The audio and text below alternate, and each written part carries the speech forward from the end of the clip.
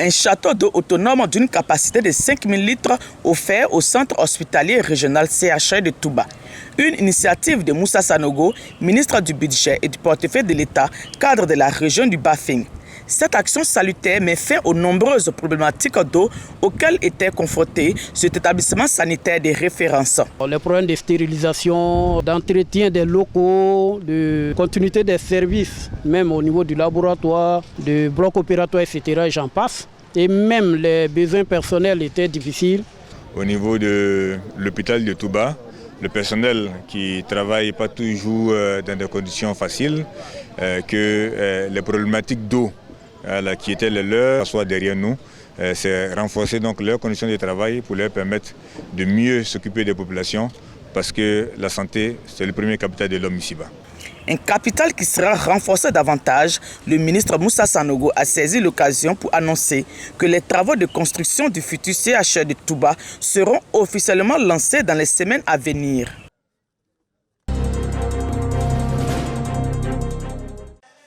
La fête de l'Aïd el-Kébi ou de la Tabaski, c'est dans quelques heures. Tout comme dans les espaces de vente de bétail, les ateliers de couture et autres espaces de beauté ne désemplissent pas.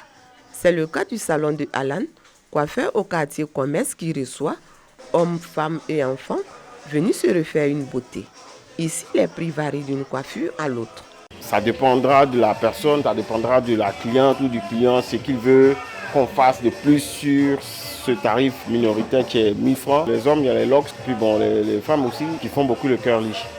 À quelques mètres de là, Adi et Moussa sont deux couturiers dans un centre commercial.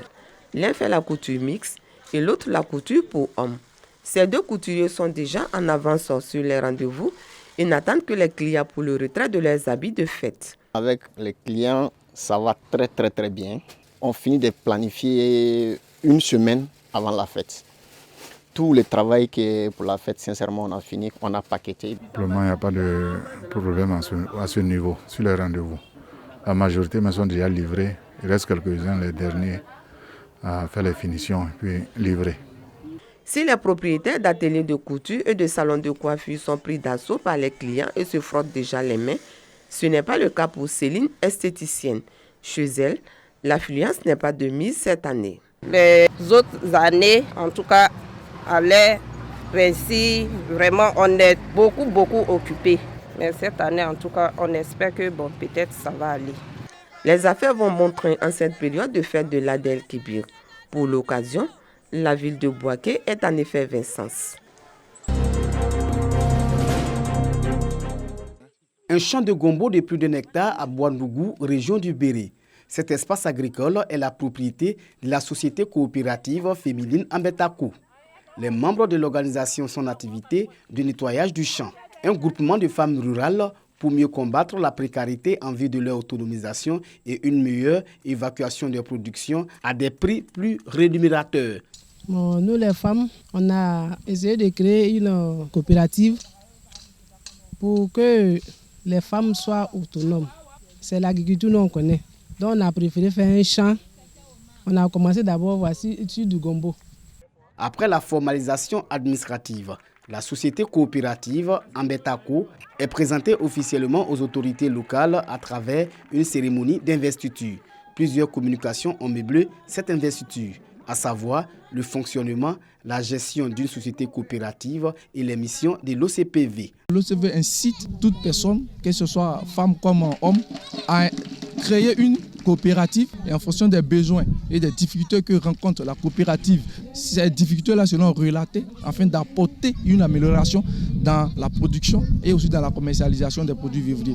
La présidente investit exhorte les autres femmes à rejoindre la société coopérative pour leur autonomisation. J'ai pris l'engagement de dire que à partir de là, on va tout faire pour que les femmes soient autonomes. Et nous ne faisons rien que du ouvrier. Et on dit la terre nourrit son homme. Donc, je demande aux femmes qu'elles prennent ça au sérieux. Le représentant de la marraine de cette cérémonie d'investiture engage les femmes à se fédérer en coopérative afin de bénéficier des mesures d'accompagnement. C'est une très bonne chose et c'est un canal de développement. Et tout ça aussi va un peu dans la politique du président Alassane Ouattara qui voudrait une croissance inclusive pour toute sa population. Essayer de regrouper au maximum les femmes de telle sorte que l'action gouvernementale soit beaucoup plus efficace, soit beaucoup plus réelle. La société coopérative Ambetako est forte de 200 membres issus des villages de la sous-préfecture de Bouandougou. La coopérative cultive le piment, le gombo, l'aubergine et la tomate.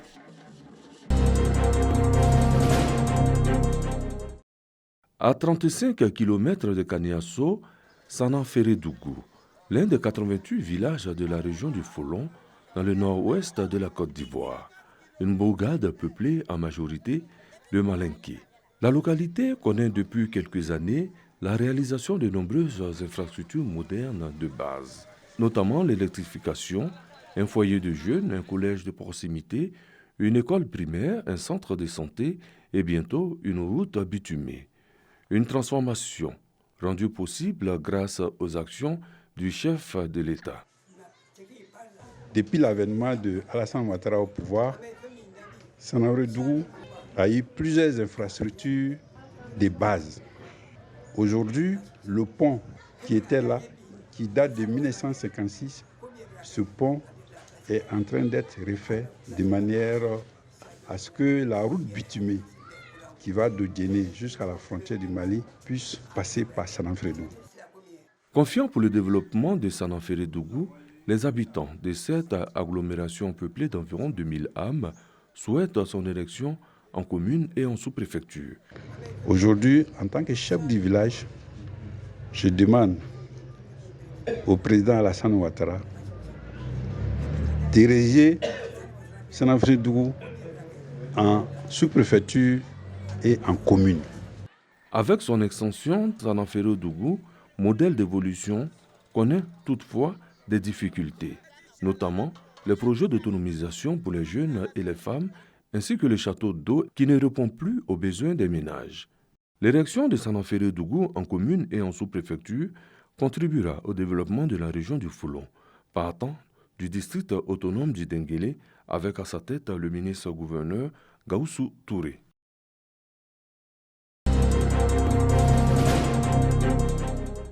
Ils sont au nombre de 298 élèves maîtres, dont 150 filles et 148 garçons de la deuxième année, représentant la 45e promotion sortante du centre d'animation pédagogique CAFOP de Gagnoa. Et c'est sous le regard de leur parrain, le deuxième vice-président de la Chambre nationale des rois et chefs traditionnels de Côte d'Ivoire, Tchifik Bizier Lambert, que ces élèves maîtres ont reçu leur baptême. À vous, chers enfants, la vie ne fait que commencer, et la vie, elle est courage, elle est humilité, elle est espoir. Mais il n'y a pas de succès sans effort. C'est pourquoi je vous exhorte à l'effort, au travail bien fait et à l'amour que vous y consacrez. La veille, l'administration a célébré le départ à la retraite du directeur du CAFOP Savané Moriféré après plusieurs années de service. Bon vent à la 45e promotion du CAFOP de Gagnoa, auréolé de l'illustre nom Bizier Lambert et qui entre dans le monde du travail au moment où moi j'en sors pour un repos mérité après plus de 42 ans de service.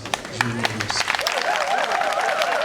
Les élèves maîtres de la 45e promotion sortante ont à leur tour, après 2 années de formation, passé le flambeau à la 46e promotion qui comprend, elle aussi, 298 élèves maîtres, dont 187 garçons et 111 filles.